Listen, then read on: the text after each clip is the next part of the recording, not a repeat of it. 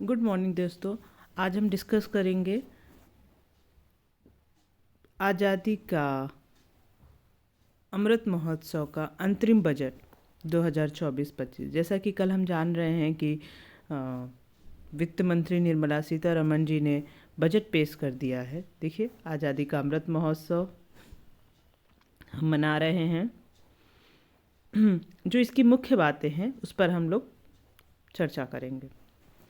वित्त एवं कारपोरेट कार्य मंत्री श्रीमती निर्मला सीतारमण ने सबका साथ, सबका विश्वास और सबका विश्वास के मंत्र और सबका प्रयास के संपूर्ण राष्ट्र के दृष्टिकोण के साथ संसद में आज अंतरिम बजट 2024-25 पेश किया।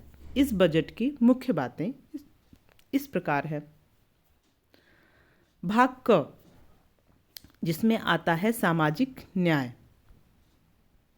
देखिए, सामाजिक न्याय, जिसमें 4 प्रमुख वर्ग यानी गरीब, महिलाएं, युवा, अन्नदाता को ऊपर उठाने पर प्रधानमंत्री का टोटली फोकस है कि ये एक इंटीग्रेटेड बजट है, क्योंकि इसमें जो संकल्पना दी गई है ना कि 2047 तक विकसित भारत का निर्माण होगा। अब देखिए, गरीब कल्याण, देश का कल्याण। पिछले 10 वर्षों के दौरान सरकार ने 25 करोड़ लोगों को बहुआयामी गरीबी से बाहर आने में मदद करी है। 10 वर्षों के दौरान 25 करोड़ लोगों को। पीएम जनधन खातों के उपयोग से बैंक खातों में 40 करोड़ रुपए का प्रत्यक्ष हस्तांतरण हुआ है। इससे सरकार को 2.7 लाख करोड़ रुपए की बचत हुई है। पीएम स्वनिधि के तहत 78 लाख फेरी वालों को ऋण सहायता, 2.3 लाख फेरी वालों को तीसरी बार ऋण प्राप्त हुआ। पीएम जन मन योजना के जरिए विशेष तौर पर कमजोर आदिवासी समूहों के विकास पर जोर है। पीएम विश्वकर्मा योजना के तहत 18 व्यवसायों से जुड़े कारीगरों एवं शिल्पकारों को एंड टू एंड मदद दी गई है। देखिए, पीएम जनमन योजना, पीएम विश्वकर्मा योजना, अन्नदाता का कल्याण, नारी शक्ति पर जोर, पीएम आवास योजना। अन्नदाता का कल्याण, पीएम किसान सम्मान योजना के तहत 11.8 करोड़ किसानों को वित्तीय सहायता प्रदान की गई। पीएम फसल बीमा योजना के तहत 4 करोड़ किसानों को फसल बीमा उपलब्ध कराई गई।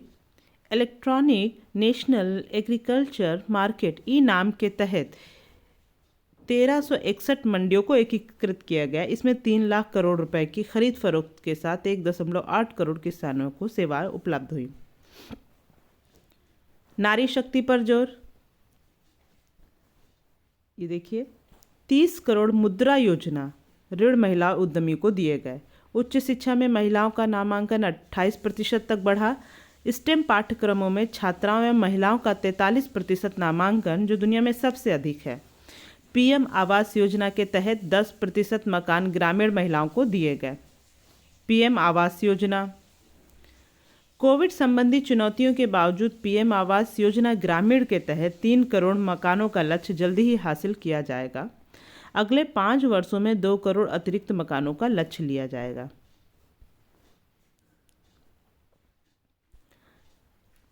छत पर सौर प्रणाली लगाना, यानी रूफटॉप सोलराइजेशन और निःशुल्क बिजली। जो टारगेट है कि छत पर सौर प्रणाली लगाने से 1 करोड़ परिवार हर महीने 300 यूनिट तक बिजली प्राप्त कर सकेंगे। हर एक परिवार को सालाना 15,000 से 18,000 रुपए की बचत होने का अनुमान है। नेक्स्ट है आयुष्मान भारत। आयुष्मान भारत योजना के तहत स्वास्थ्य सेवा सुरक्षा में सभी आशा कार्यकर्ताओं, आंगनवाड़ी कार्यकर्ताओं और सहायिकाओं को भी शामिल किया जाएगा। कृषि एवं खाद्य प्रसंस्करण, प्रधानमंत्री, देखिए इसमें कृषि एवं खाद्य प्रसंस्करण, प्रधानमंत्री किसान संपदा योजना से 38 लाख किसान लाभान्वित हुए हैं और रोजगार के 10 लाख अवसरों का सृजन हुआ है। प्रधानमंत्री सूक्ष्म खाद्य प्रसंस्करण उद्यम के औपचारीकरण योजना से 2.4 लाख स्व सहायता समूह और 60,000 लोगों को ऋण सुविधाएं प्राप्त करने में मदद मिली है। आर्थिक उन्नति, रोजगार और विकास को बढ़ावा देने के लिए अनुसंधान एवं नवाचार, 50 वर्षीय ब्याज मुक्त ऋण के साथ 1 लाख करोड़ रुपए का कोष स्थापित किया जाएगा। इस कोष से दीर्घकालिक वित्त पोषण या पुनर्वित्त पोषण कम या शून्य ब्याज दरों पर उपलब्ध कराए जाएंगे। रक्षा उद्देश्यों के लिए डीप टेक प्रौद्योगिकी को मजबूती देने और आत्मनिर्भरता में तेजी लाने के लिए एक नई योजना शुरू की जाएगी। बुनियादी ढांचा के विकास और रोजगार सृजन के लिए पूंजीगत व्यय को देखिए, पूंजीगत के व्यय को 11.1% से बढ़ाकर 11,11,111 करोड़ रुपए किया जा रहा है। यह जीडीपी का 3.4% होगा। रेलवे में देख लीजिए, लॉजिस्टिक कुशलता को बेहतर करने और लागत घटाने के लिए पीएम गति शक्ति के तहत 3 प्रमुख आर्थिक रेल गलियारा कार्यक्रमों की पहचान की गई है। ऊर्जा, खनिज एवं सीमेंट गलियारा,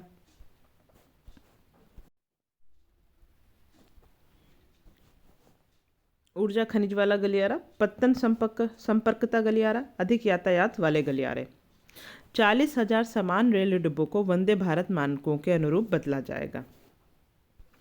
विमानन क्षेत्र में देश के हवाई अड्डों की संख्या बढ़कर 149 पर हुई दोगुनी।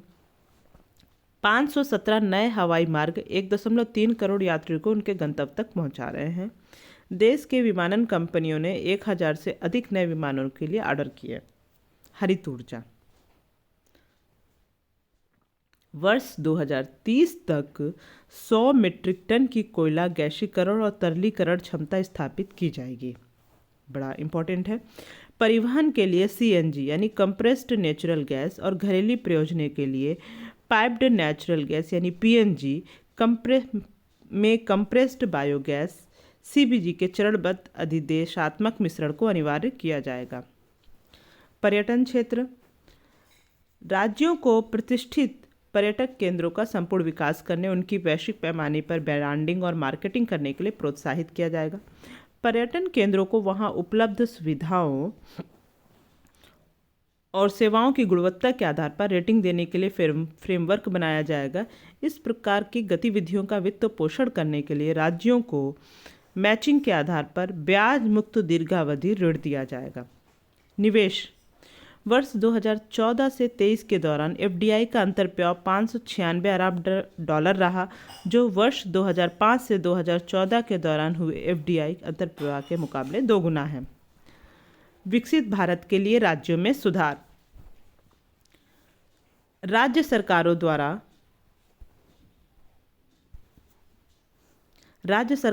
विभिन्न पड़ावों से जुड़े सुधार के लिए 50 वर्ष के ब्याज मुक्त ऋण के रूप में 75,000 करोड़ रुपए के प्रावधान का प्रस्ताव है।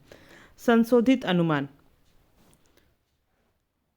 2023-24 उधार को छोड़कर कुल प्राप्तियों का संशोधित अनुमान 27.56 लाख करोड़ रुपए है, जिसमें से कर प्राप्ति 23.24 लाख करोड़ रुपए है। कुल व्यय का संशोधित अनुमान 44.90 लाख करोड़ रुपए है।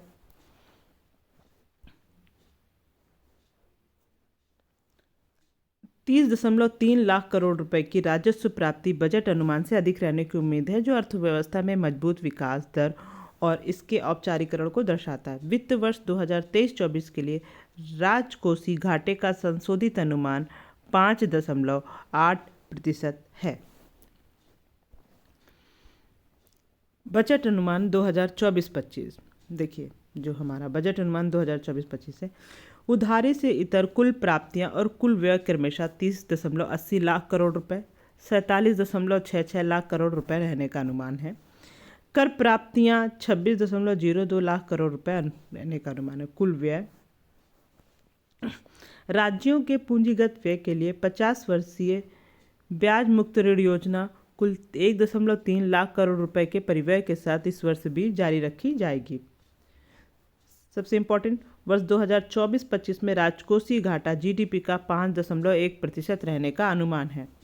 2024-25 के दौरान डेटेड सिक्योरिटीज़ के जरिए सकल एवं शुद्ध बाजार उधारी क्रमशः 14.13 लाख करोड़ रुपए और 11.75 लाख करोड़ रुपए का रहने का अनुमान है। भाग खा में आते हैं हम। देखिए, अब भाग खा में है प्रत्यक्ष कर। वित्त मंत्री ने प्रत्यक्ष करों की मौजूदा दरों को बरकरार रखने का प्रस्ताव किया। पिछले 16 साल के दौरान प्रत्यक्ष कर संग्रह तिगुना, रिटर्न दाखिल करने वालों की संख्या 2.4 गुना बढ़ी। सरकार करदाताएं सेवाओं में लाएगी सुधार।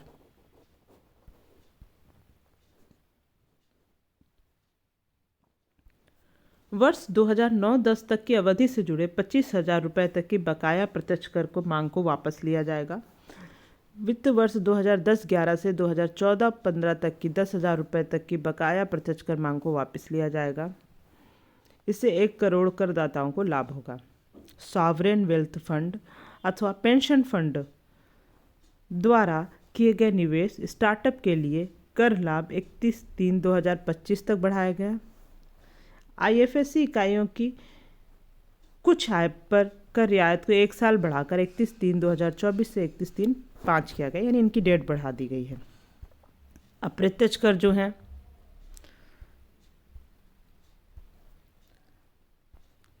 वित्त मंत्री ने अप्रत्यक्ष करों और आयात शुल्कों की वर्तमान दरों को बरकरार रखने का प्रस्ताव किया है। जीएसटी ने देश में पूरी तरह बिखरी अप्रत्यक्ष कर प्रणाली को एकीकृत किया है। इस साल औसत मासिक सकल जीएसटी संग्रह दोगुना होकर 1.666 लाख करोड़ रुपए हुआ है। जीएसटी का कर आधार दोगुना हुआ है। राज्यों का राज्य जीएसटी राजस्व वृद्धि अनुपात राज्यों को दी गई क्षतिपूर्ति सहित जीएसटी से पहले की अवधि 2012-13 से 2015-16 के 0.72 से बढ़कर जीएसटी लागू होने की बाद की अवधि 2017-18 से 2022-23 के दौरान 1.22 हो गया। उद्योग जगत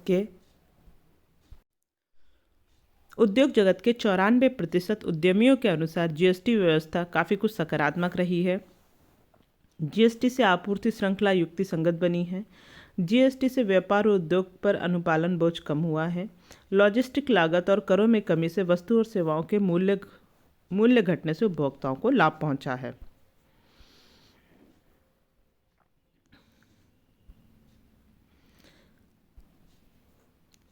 वित्त वर्ष 2013-14 में जहां 2 लाख रुपए तक की आय कर मुक्ति, वहीं अब 7 लाख रुपए तक की आय पर कोई कर देनदारी नहीं। खुदरा व्यवसाय को अनुमानित कराधान के लिए कारोबार सीमा को 2 करोड़ से बढ़ाकर 3 करोड़ रुपया किया गया।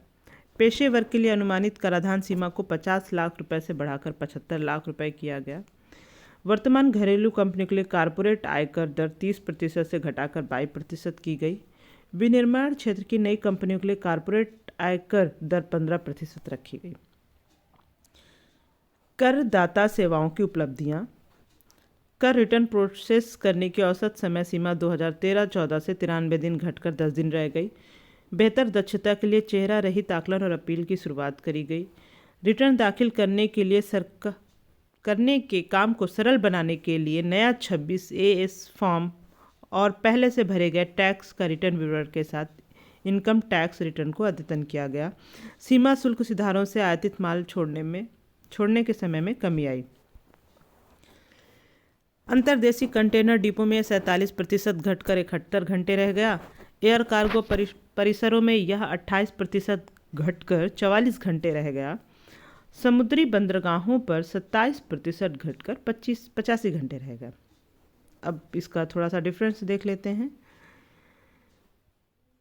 अर्थव्यवस्था तब और अब। वर्ष 2014 में अर्थव्यवस्था में सुधार और प्रशासन प्रणाली को पटरी पर लाने की जिम्मेदारी थी। तब समय की जरूरत थी। निवेश आकर्षित करना, बहुप्रतिष्ठित सुधारों के लिए समर्थन जुटाना, लोगों में उम्मीद जगाना। सरकार राष्ट्र प्रथम की मजबूत भावना के साथ सफल रही। अब यह देखने का उचित समय है कि 2014 तक हम कहाँ थे और अब कहाँ हैं, वित्त मंत्री ने कहा। Very good. इस संबंध में सरकार के सदन पर एक श्वेत पत्र रखेगी।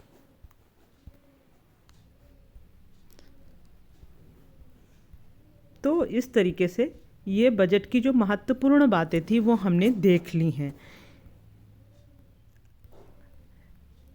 इनमें से जो कई सारी मेन चीज़ें हैं जो कि एग्ज़ाम के पॉइंट ऑफ व्यू से बड़ी ही महत्वपूर्ण हैं, तो उन पर ध्यान देने की आवश्यकता है। ठीक है, चलिए दोस्तों, फिर अगले बजट की कुछ और बातों को हम आगे डिस्कस करेंगे। Thank you.